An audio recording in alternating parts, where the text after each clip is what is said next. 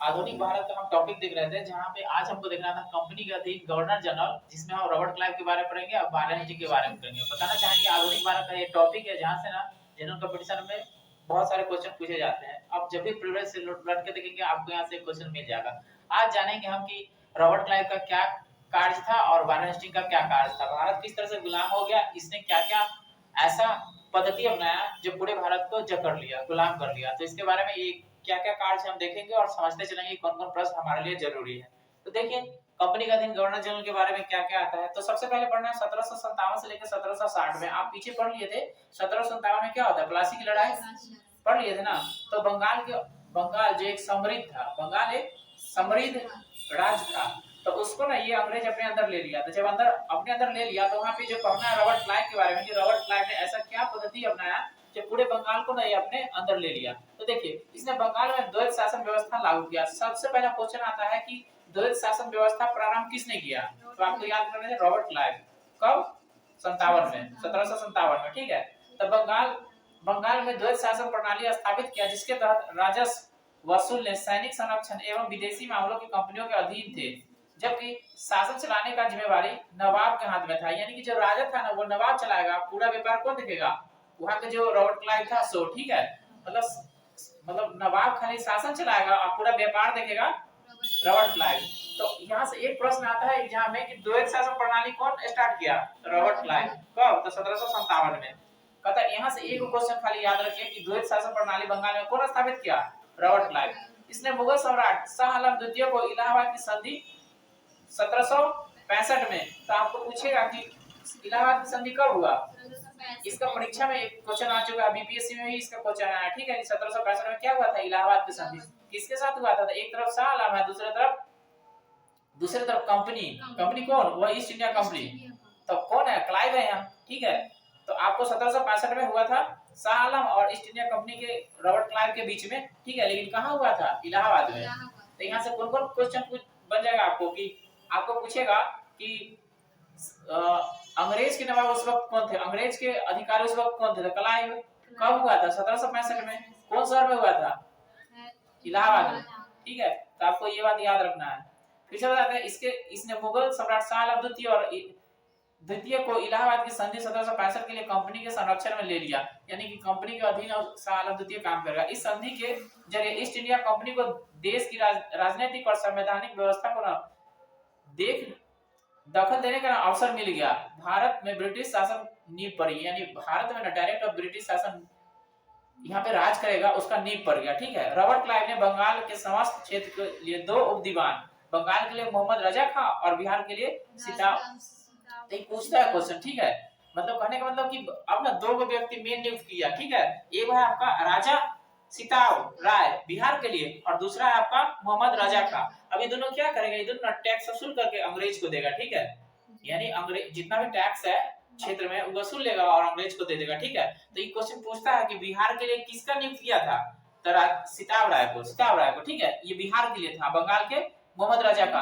तो क्वेश्चन कैसे आएगा कि बिहार के लिए उप दीवानी किसे सौंपा गया था, हाँ राजा सीताव, वहां पे सीताव राय लिखेगा, ठीक है। राजा मतलब टाइटल लगा हुआ है राजा सीताव राय, तो पूछेगा सीताव राय। बंगाल के लिए मोहम्मद रजा खां। इसको उप दीवानी क्या होता है कि वो एरिया है ना जितना, उसमें से टैक्स कलेक्ट करके वो राजा देगा अंग्रेज को, ठीक है। अन्य गवर्नर वेरी लास्ट 1767 से लेकर के 1769 तक इसका कार्यकाल था। उसका काटियस 1769 से 72 तक था। उसके बाद वारेन हेस्टिंग 1772 से 1784। वारेन हेस्टिंग के बारे में पढ़ेंगे। इसका ना कार्यकाल बहुत अच्छा है और कंपनी के लिए और भारत के लिए अच्छा काम किया है, ठीक है। अब आपको पढ़ना है 1773। तो 1773 में आप जानते हैं रेगुलेटरी एक्ट आया था। तो परीक्षा पूछता है, कई बार पूछ चुका है कि रेगुलेटरी एक्ट कब पारित हुआ था। हाँ याद रखिए 1773 किसके समय में आ जाएगा। कहता है 1773 में के अनुसार बंगाल के गवर्नर को ना अब अंग्रेजी क्षेत्र के गवर्नर जनरल कहा जाने लगा, जिसके कार्यकाल 5 वर्ष निर्धारित किया गया। मद्रास और बम्बई के गवर्नर को ना इसके अधीन कर दिया गया। कहने का क्या मतलब कि पहले बम्बई अलग था, मद्रास अलग था, लेकिन 1773 के अंतर्गत ना बंगाल के अंदर कर दिया महाराष्ट्र को और मद्रास को। तो यही मतलब यहाँ के गवर्नर जनरल वो दोनों के लिए नियम बनाएगा और उसको देखेगा, ठीक है। इस प्रकार भारत के कंपनी के अधीन प्रथम गवर्नर जनरल वारेन हेस्टिंग था। तो आपको याद रखना है वारेन हेस्टिंग के समय में आया 1773 में रेगुलेटरी एक्ट, तो 1773 के बाद ना 1774 यहाँ पे ने एक न्यायालय खोल दिया था कलकत्ता में, ठीक है, वो वारेन हेस्टिंग, ठीक है। मतलब वारेन हेस्टिंग ने 1750 में कंपनी में एक क्लर्क के रूप में काम करने के लिए आया था। यानी जब ये यहाँ आया था ना ईस्ट इंडिया कंपनी के तहत, तो एक पोस्ट था, मामूली पोस्ट था, एक क्लर्क था। क्लर्क के रूप में काम करते हुए इतना अच्छा काम किया, इतना अच्छा काम किया कि उसको ना पूरे गवर्नर जनरल बना दिया, ठीक है। तो आप किसी क्षेत्र में जाएंगे, वहां पे मेहनत करता है, देखता है कि अच्छा बंदा है तो उसको आगे बढ़ा देता है, आगे बढ़ा देता है। तो ये क्लर्क के रूप में काम करने के लिए आया था, पूरे गवर्नर जनरल बन गया, मतलब इतना काबिल था, ठीक है। तो वही बात कहता है वारेन हेस्टिंग 1750 में कंपनी में एक क्लर्क के रूप में कलकत्ता आया था। कंपनी की कार्यकुशलता के कारण कासिम बाजार का अध्यक्ष बना और गवर्नर एवं कंपनी के गवर्नर जनरल बन गया। तो यहाँ से डिफिकल्ट क्वेश्चन क्या आएगा कि जब वारेन हेस्टिंग गवर्नर जनरल बना था उससे पहले कहाँ का ये अध्यक्ष था? तो कासिम बाजार का, समझ गए, कासिम बाजार का। तो तनी में डिफिकल्ट क्वेश्चन आएगा अगर बनाना होगा उसको, तो कि कासिम बाजार का ना वहां के अध्यक्ष था, ठीक है, और वहां से बन गया सीधा गवर्नर जनरल, ठीक है। अब उसके बाद आपको वारेन हेस्टिंग्स के बारे में देखना है। वारेन हेस्टिंग्स ने क्या क्या किया पता है? इसने इसके राजकोषीय कोषागार को मुर्शिदाबाद से हटाकर कलकत्ता ले आ गया। और कोषागार क्या होता है? जहाँ पे धन दौलत इकट्ठा करके रखा जाता है ना, वो कोषागार होता है, ठीक है। तो वहां से उठा के लिया गया कोलकाता में, मुर्शिदाबाद से कोलकाता में। 1772 में इसने प्रत्येक जिले में एक फौजदारी व दीवानी अदालतों की स्थापना की। फौजदारी अदालत सदर निजाम अदालत द्वारा निरीक्षित होता था, नाजिम द्वारा नियुक्त दरोगा अदालत की अध्यक्षता करता था। दीवानी अदालत में कलेक्टर मुख्य न्यायाधीश होता था। जिला फौजदारी अदालत एक भारतीय अधिकारी अधीन होता था, जिसकी सहायता के लिए एक मुफ्ती और एक काजी होता था। कलेक्टर के अन्य न्यायालय का कार्य को भी देखभाल करता था। मतलब कलकत्ता में एक सदर दीवानी अदालत एवं एक सदर फौजदारी अदालत की स्थापना की गई। यानी वारेन हेस्टिंग आया ना, तो ये न्यायालय की एक पद्धति चालू कर दिया। किसी तरह के मुकदमा होता है तो ये उसको सुनेगा, ठीक है। तो न्यायालय की एक पद्धति चालू कर दिया, ठीक है। तो 1772 के तहत 1774 में ना एक न्यायालय खोला कलकत्ता में सबसे पहले, ठीक है। और उसी के अनुसार ये सब अभी पढ़ रहे हैं। सदर दीवानी अदालत में कलकत्ता काउंसिल का सभापति और उसी काउंसिल के 2 सदस्य राय और मुख्य कानूनों की सलाह से न्याय करते थे। न्याय मतलब कि जो जिस अगर किसी को कोई बात का तकलीफ है तो उसके पास लेके जाएगा, समस्या उसको सुनेगा, तब ना उसको न्याय देगा। सदर फौजदारी अदालतों में नाइब निजाम, मुख्य काजी, मुफ्ती और 3 मौलवी की सलाह से न्याय करते थे। मतलब कि न्याय देने से पहले लोग आपस में विचार कर लेता था, समझ लेता था कि क्या सही है क्या गलत है, तब देता था। जिले की दीवानी और फौजदारी अदालतों में ना मुकदमे अंतिम निर्णय के लिए ना सदर अदालतों में भेजे जाते थे। मतलब कि अगर सुनवाई हो गया है तो अंतिम सुनवाई के लिए ना सदर अदालत में जाएगा। मतलब दीवानी मुकदमे में जातीय कानून आधारित हिंदू के संबंध में हिंदू कानून और मुसलमान के लिए मुस्लिम कानून किया जाता है। मतलब कि अगर हिंदू धर्म के कोई मुकदमा चल रहा था उसका न्याय कैसे देगा? हिंदू धर्म के अनुसार। अगर कोई मुस्लिम धर्म का है तो उसको मुस्लिम धर्म के अनुसार, ठीक है, उसको न्याय देगा, ठीक है।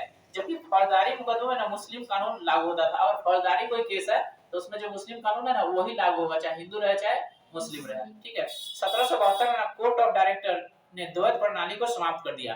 यानी जो द्वैत प्रणाली ऊपर लगाया बंगाल में रॉबर्ट क्लाइव, अभी ना खत्म कर दिया। यानी क्लाइव लगाया, वारेन हेस्टिंग खत्म कर दिया। तब लगाया था 1757 में, 1772 में हटा दिया। देखिए तनी तनी वो चीज है, यदि से परीक्षा में क्वेश्चन आएगा आपको ध्यान में नहीं रहेगा। वो चालू किया ही हटा दिया, 57 में लगाया, 72 में हटा दिया। कहता है अब कंपनी को बंगाल, बिहार और उड़ीसा प्रांत के शासन व्यवस्था के उत्तरदायित्व संभालने के आदेश दे दिया। देखो पहले क्या किया था कि पहले मद्रास को और बंबई को बंगाल के अंदर कर दिया था। अब बंगाल को ही ना उसको नियम कानून बनाने के लिए दे देगा कि आप बिहार के लिए भी बना सकते हैं, उड़ीसा के लिए भी बना सकते हैं, ठीक है। अलग अलग ये सब जो अलग अलग प्रांत है ना इसके लिए भी आप नियम बना सकते हैं, ठीक है। उसको ना जिम्मेदारी दे दिया, उत्तरदायित्व माने की जिम्मेदारी। वारेन हेस्टिंग ने 2 उपदीवानी मोहम्मद रजा खां और सिताब राय को ना पद से हटा दिया। देखो ऊपर बनाया था उपदीवानी 2 बनाया था, ये हटा दिया। यानी क्लाइव बनाया और वारेन हेस्टिंग हटाया। तो कौन बना रहा है कौन हटा रहा है देख रहे हैं ना। और परीक्षा में यहाँ से क्वेश्चन आएगा तो आप जान रहे हैं ना कि वो बनाया ये हटा दिया। तो ध्यान में रखिएगा, अभी 2 को हटा देगा, एक नया चीज बना देगा। क्या बना देगा देख लीजिए। हेस्टिंग ने नवाब की देखभाल के लिए ना मीर जाफर की विधवा मुन्नी बेगम को ना उसका संरक्षण नियुक्त किया। 1775 75 में मुन्नी बेगम को हटाकर मोहम्मद रजा खां को नवाब का संरक्षण नियुक्त किया। संरक्षण माने कि बॉडीगार्ड, देखभाल करे वाला। बता 1776 में मनुस्मृति को अंग्रेजी अनुवाद डॉक्टर ए कोड ऑफ जेंटुलॉज, जैसे हिंदू धर्म की विधि का किताब है मनुस्मृति, ठीक है, तो इसको ना जब ट्रांसलेट किया अंग्रेजी में तो उसका नाम है ए कोड ऑफ जेंटुलॉज। तो ए कोड ऑफ जेंटुलॉज क्या है? मनुस्मृति का ना अंग्रेजी में अनुवाद है, ठीक है। तो कहिए 1776 में। और 1789 में अभिज्ञान शकुंतलम को लिखा याद है ना? हाँ, कालिदास द्वारा लिखा गया अभिज्ञान शकुंतलम है। इस नाटक का अंग्रेजी अनुवाद किया। और विलियम बिंकिंस ने 1785 में भगवत गीता को अंग्रेजी में अनुवाद कर दिया। यानी भगवत गीता जो किताब है हिंदू धर्म का, उसको ना विलियम बिंकिंस ना 1785 में अंग्रेजी में ट्रांसलेट कर दिया, ठीक है। पता है हेस्टिंग ने 1781 में कलकत्ता में मुस्लिम शिक्षा विकास के ना प्रथम मदरसा खोला। आपको पता है ना कि मदरसा क्या होता है, जहाँ पढ़ाई लिखाई की बात होता है, ठीक है। तो प्रथम मदरसा ना बंगाल में खोला गया था, ठीक है। यही है हेस्टिंग के समय में, ठीक है, कही 1781 में। इसी के समय 1782 में जोनाथन डंकन ने बनारस संस्कृत विद्यालय की स्थापना की। तो बनारस में एक विद्यालय खोला गया जिसका नाम है बनारस संस्कृत विद्यालय। इसको कौन खोला? Jonathan Duncan. कही 1782 में। ये पूछता है कि बनारस संस्कृत विश्वविद्यालय की स्थापना किसने किया था? जोनाथन डंकन ने, ठीक है। विलियम जोन्स ने 1784 में the Asiatic society of Bengal, ये भी एजुकेशन का एक संस्थान है, ठीक है, जो विलियम जोन्स ने खोला है 1784 में। क्या नाम है? The Asiatic society of Bengal. तो पूछेगा the Asiatic society of Bengal वर्तमान में किस राज्य में है? वर्तमान में पश्चिम बंगाल में है। हाँ, ऐसे बंगाल अगर ऐसे नहीं पकड़ते हैं। पता है 1804 में बंबई में एशियाटिक सोसाइटी और 1823 में लंदन में Asiatic society of great Britain की स्थापना किया। यानी बंबई में खोला गया एशियाटिक सोसाइटी कहिया 1804 में, और 1823 में लंदन में Asiatic society of great Britain की स्थापना किया गया, ठीक है। ये सब शिक्षा से संबंधित है, ठीक है। इसने मुगल सम्राट को मिलने वाला 26 लाख रुपए का वार्षिक पेंशन बंद कर दिया। कौन बंद किया? ये वारेन हेस्टिंग बंद कर दिया, ठीक है। पता इसी के समय 1780 में भारत का पहला समाचार पत्र द बंगाल गजट, यहाँ से प्रश्न पूछता है कि भारत का पहला समाचार पत्र कौन सा है? कौन लेके आया? जेके हिकी उसके समय में आया था, वारेन हेस्टिंग के समय में जेके हिकी लेके आया। कही 1780 में। 1780 में तो भारत का पहला समाचार पत्र है, भारत में छपाने वाला पहला समाचार पत्र है द बंगाल गजट। कौन लेके आया? जेके हिकी। और भैया आया 1780 में। किसके समय में आया था? वारेन हेस्टिंग के समय में, ठीक है। तो यहाँ से प्रश्न कई बनता है, ध्यान में रखिए। तीसरा प्रश्न बनेगा आप परीक्षा में, तो हमको तो नहीं आता है। पता इसी के समय रेगुलेटरी एक्ट के तहत 1776 में कलकत्ता में एक उच्चतम न्यायालय की स्थापना किया गया था। उधर बताया ना, तब वही 72 के तहत 74 में जो उधर हम आपको समझाया है कि न्याय देने के लिए न्यायालय खोला था, ठीक है। तो 1774 कलकत्ता में एक उच्च न्यायालय की स्थापना की गई जिसका ना अधिकार क्षेत्र कलकत्ता तथा कलकत्ता के बाहर का मुकदमा तभी सुना जाता था जब दोनों पक्ष न सहमत थे। जैसे कहने का मतलब कलकत्ता के मुकदमा था कलकत्ते में, कलकत्ता से बाहर के मुकदमा जैसे कि बिहार का है, उड़ीसा का है, तब जहां सुनने के लिए कहेगा ना वही माने दोनों पक्ष राजी हो जाएगा तो उस एरिया में सुनवाई होगा, ठीक है।